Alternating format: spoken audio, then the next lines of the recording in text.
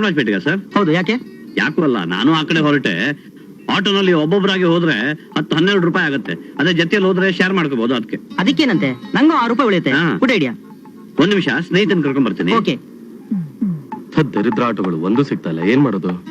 ಯಾವ ಏರಿಯಾಗ ಹೋಗ್ಬೇಕು ಸರ್? ನಾನ್ ಚಾಮರಾಜಪೇಟೆಗೆ ಸರ್. ನೀವ್ ಒಬ್ಬರೇ ಇರೋದು? ಸರ್. ನಾನು ಆಟೋ ತಗೊಂಡ್ ಬರ್ತೀನಿ. 6 ರೂಪಾಯಿಗೆಲ್ಲ ನಿಮ್ಗೆ ಚಾಮರಾಜಪೇಟೆ ತಲುಪಿಸ್ತೀನಿ. 6 ರೂಪಾಯಿಗ? ಅದ್ಯಾಕ್ ಸರ್?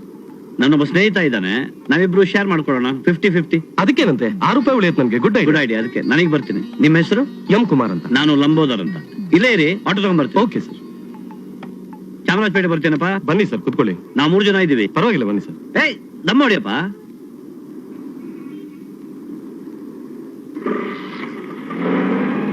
ಇಲ್ಲ. ಹಾ, ಬನ್ನಿ ಸರ್. ಏ ಕುಮಾರ್,